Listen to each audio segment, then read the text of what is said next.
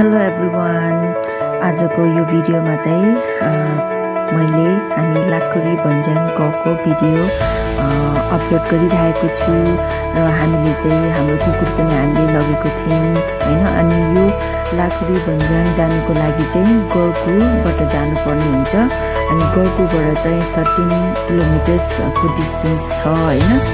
अनि तपाईहरुले देख्नु भएको छ यो साइडमा कति राम्रो घरहरू, हरियो रुखहरू हैन, यस्तो एकदम पिसफुल आनन्दको बाटो छ। अनि यो बाटो चाहिँ एकदमै पिच रोड नै छ अनि सजिलो साथले जान्छ।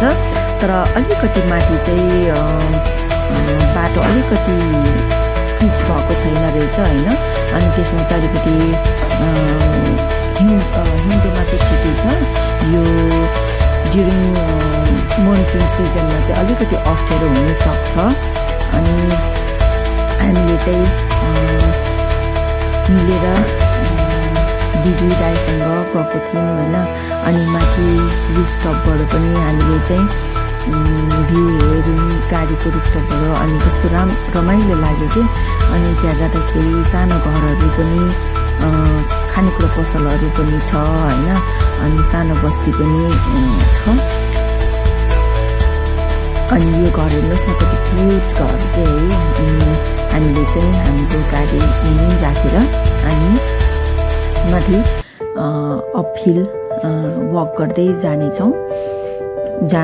गयौँ। अनि त्यहाँ चाहिँ हाम्रो मफिन एकदमै ओभर एक्साइटेड ऊ चाहिँ दायाँ र बायाँ हैन। अनि एकदमै एक्साइटेड भएर हिँडिरहेको थियो। अनि माथि गएपछि फेरि पछाडि हेर्दै उसले चाहिँ हैन आयो कि आएन भन्दै हामीलाई पनि पर्खिरहेको थियो। अनि हेर्नुहोस् न साथीहरू, माथिबाट टपबाट कस्तो राम्रो हैन। अनि पारी तपाईहरुले सेतो हिमालहरू पनि सायद कता कता देख्नु भएको छ होला। अनि यो सेतो हिमाल चाहिँ आज अलिकति देखेको छैन, अलिकति हुस्सुलाएको जस्तो भइरहेको छ, हेजी भइरहेको छ हैन। तर हल्का देखिरहेको छ। अनि साथीहरू एउटा कुरा चाहिँ मलाई कस्तो लाग्छ भन्दाखेरि यहाँ चाहिँ अलिकति हामीले फोहोर फालेर एकदमै फोहोर हामीले खाएको प्लेटहरू त्योहरू फोहोरहरू भइरहेको छ हैन।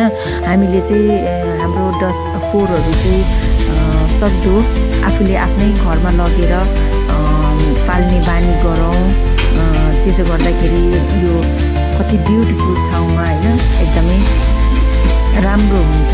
सबैले यो खालको ह्याबिट राखौँ भन्छु म चाहिँ हैन।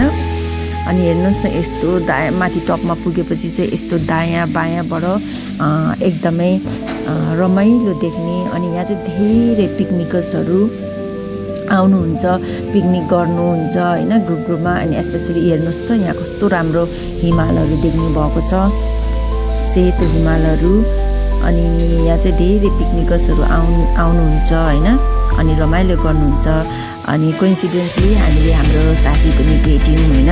अनि उहाँहरू पनि अचानकमा हामी जस्तै त्यहाँ जस्ट घुम्न आउनु भएको रहेछ। अनि हाम्रो मफिन चाहिँ हेर्नुहोस् त यहाँ उफ्रिँदै हैन। अनि यहाँ दुईजना नानीहरूले चाहिँ कस्तो मन पराउँदो रहेछ डगीलाई।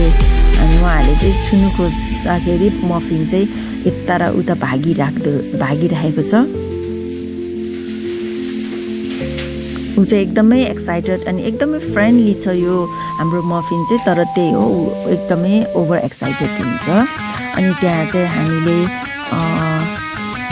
नानीहरू नाचिरहेको थिए ग्रुपमा। अनि हामीले पनि वाइ नट भनेर एकछिन हामी पनि जोइन गरेर डान्स गरिदिउँ रमाइलोको लागि।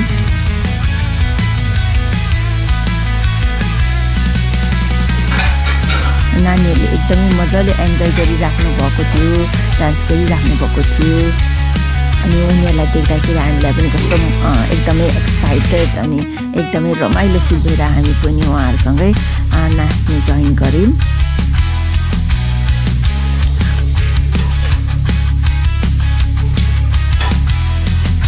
होप तपाईहरुलाई यो भिडियो सर्ट भिडियो मन पर्यो होला।